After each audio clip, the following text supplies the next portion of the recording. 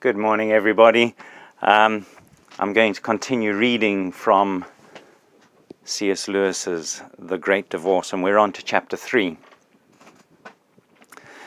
A cliff had loomed up ahead. It sank vertically beneath us, so far that I could not see the bottom, and it was dark and smooth. We were mounting all the time. At last the top of the cliff became visible like a thin line of emerald green, stretched tight as a fiddle string. Presently we glided over that top. We were flying above a level, grassy country through which there ran a wide river. We were losing height now.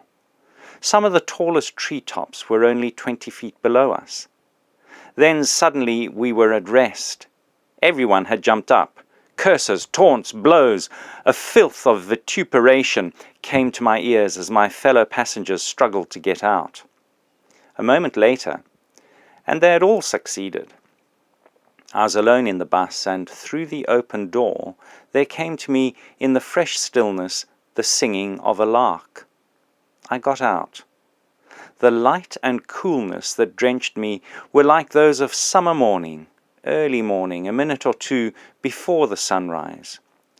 Only that there was a certain difference. I had the sense of being in a larger space, perhaps even a larger sort of space than I have ever known before, as if the sky were further off and the extent of the green plain wider than they could be on this little ball of earth. I had got out, in some sense, which made the solar system itself seem an indoor affair. It gave me a feeling of freedom, but also of exposure, possibly of danger, which continued to accompany me through all that followed. It is the impossibility of communicating that feeling, or even of inducing you to remember it as I proceed, which makes me despair of conveying the real quality of what I saw and heard.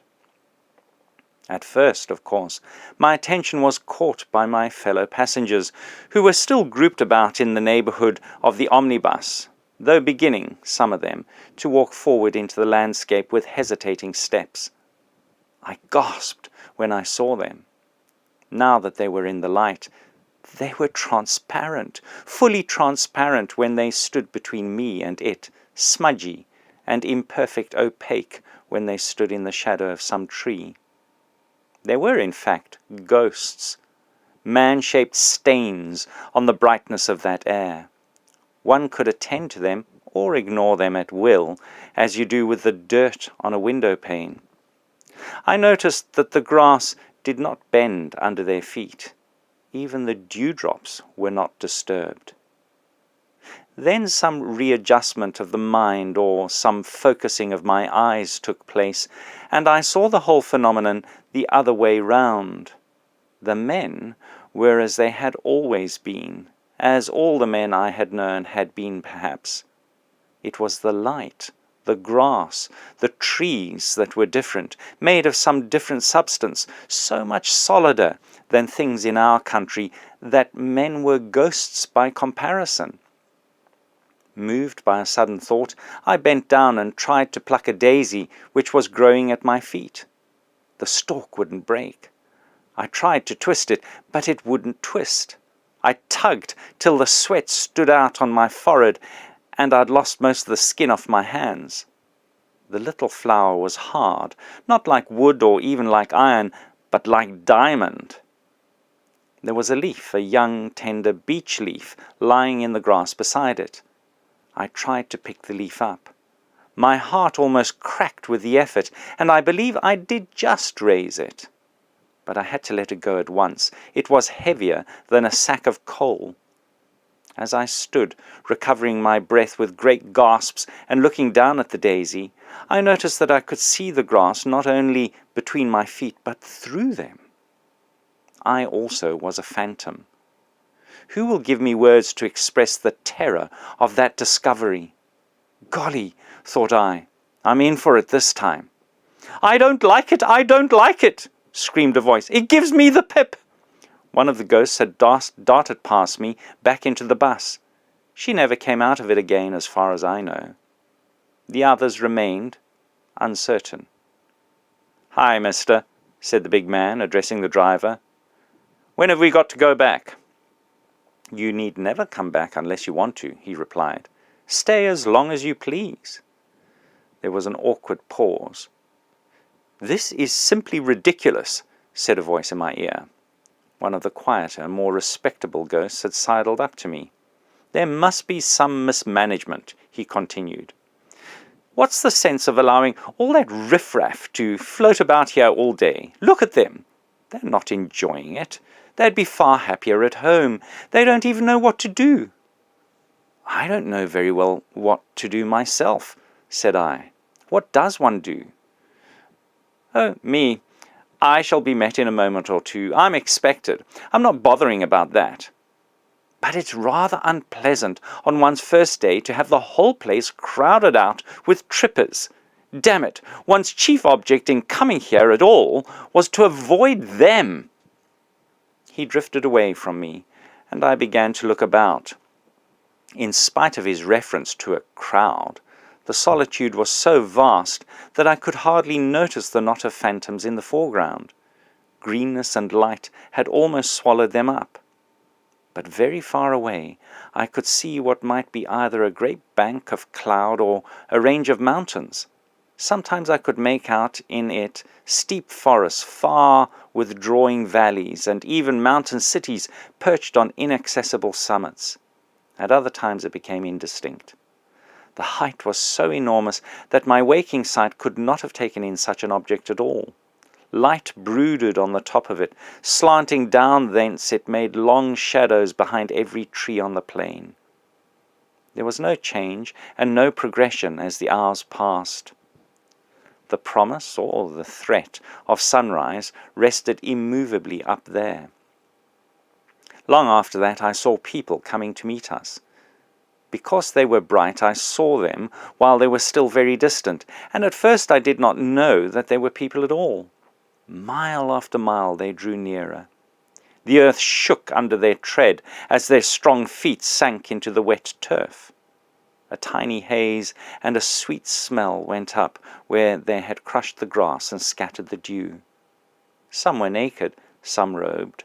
But the naked ones did not seem less adorned, and the robes did not disguise in those who wore them the massive grandeur of muscle and the radiant smoothness of flesh. Some were bearded, but no one in that company struck me as being of any particular age. One gets glimpses, even in our country, of that which is ageless. Heavy thought in the face of an infant, and frolic childhood in that of a very old man. Here it was all like that. They came on steadily. I did not entirely like it. 2 of the ghosts screamed and ran for the bus. The rest of us huddled closer to one another. I shall read on to chapter 4, and so here we are, chapter 4.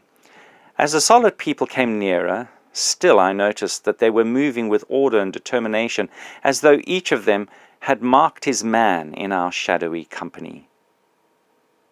There are going to be affecting scenes, I said to myself. Perhaps it would not be right to look on. With that I sidled away on some vague pretext of doing a little exploring. A grove of huge cedars to my right seemed attractive, and I entered it. Walking proved difficult.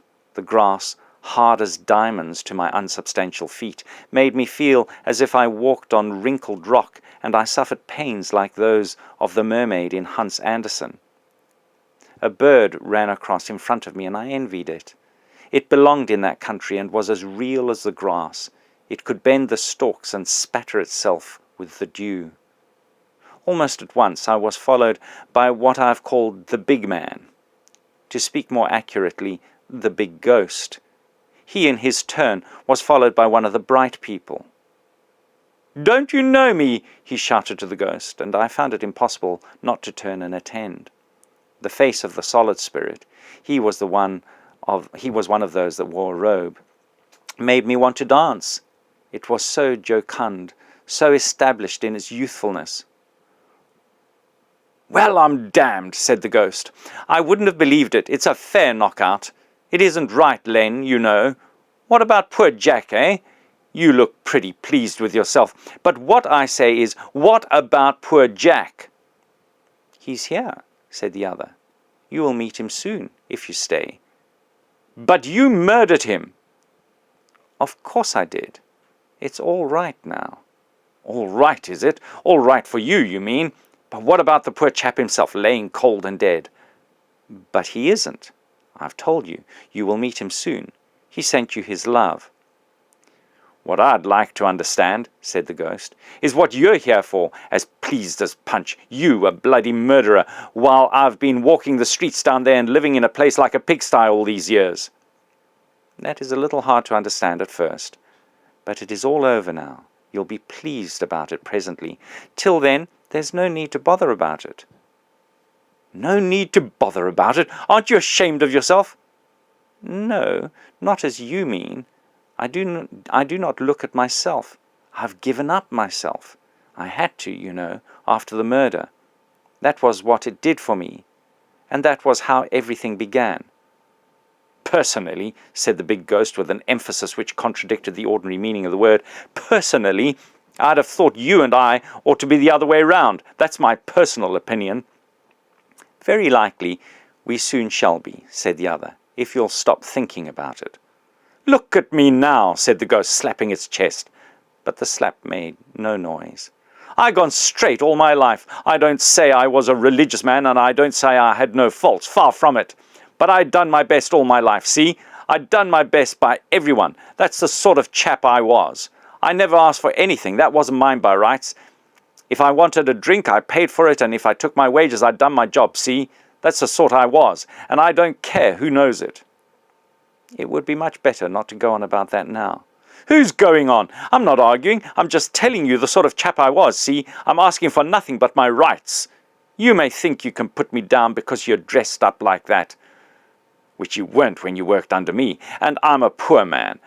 But I got to have my rights, same as you, see? Oh, no, it's not so bad as that. I haven't got my rights, or I should not be here.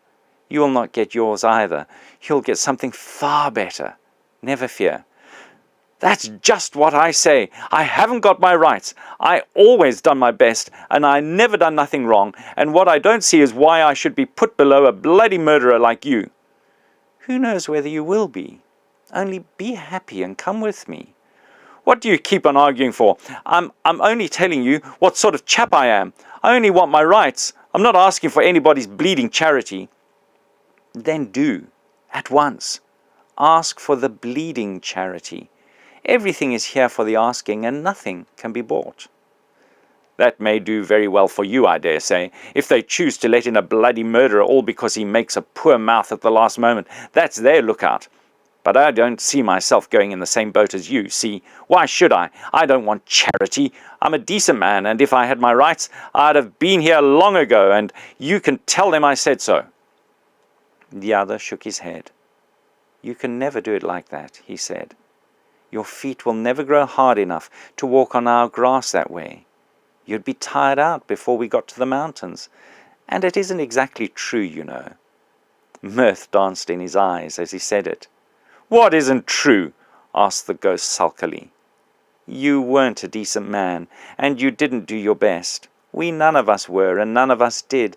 Lord bless you, it doesn't matter. There's no need to go into all that now. You! Gasped the ghost. You have the face to tell me I wasn't a decent chap. Of course. Must I go into all that? I will tell you one thing to begin with. Murdering old Jack wasn't the worst thing I did. That was the work of a moment, and I was half mad when I did it. But I murdered you in my heart, deliberately, for years. I used to lie awake at nights thinking what I'd do to you if I ever got the chance. That's why I've been sent to you now, to ask your forgiveness and to be your servant as long as you need one, and longer if it pleases you. I was the worst, but all the men who worked under you felt the same. You made it hard for us, you know, and you made it hard for your wife too, and for your children. You mind your own business, young man, said the ghost. None of your lip, see, because I'm not taking any impudence from you about my private affairs. There are no private affairs, said the other. And I'll tell you another thing, said the ghost. You can clear off, see, you're not wanted. I may be only a poor man, but I'm not making pals with a murderer, let alone taking lessons from him. Made it hard for you and your like, did I? If I had you back there, I'd show you what work is." "Come and show me now," said the other with laughter in his voice. "It will be a joy going to the mountains, but there will be plenty of work." "You don't suppose I'd go with you?" "Don't refuse. You'll never get there alone, and I am the one who was sent to you." "So that's the trick, is it?" shouted the ghost, outwardly bitter, and yet I thought there was a kind of triumph in its voice. It had been entreated, it could make a refusal, and this seemed to it a kind of advantage. "I thought there'd be some damned nonsense. It's all a clique, a bloody clique. Tell them I'm not coming, see? I'd rather be damned and go down there than go along with you. I came here to get my rights, see? Not to go snivelling along on charity tied upon your apron strings. If they're too fine to have me without you, I'll go home." It was almost happy now that it could, in a sense, threaten. "That's what I'll do," it repeated. "I'll go home. I didn't come here to be treated like a dog. I'll go home. That's what I'll do. Damn and blast the whole pack of you." In the end, still grumbling, but whimpering almost a little as it picked its way over the sharp grasses, it made off. That's the end of the chapter. God bless you all. I do pray that you have a really, really happy Easter tomorrow, even in this isolation. Bye.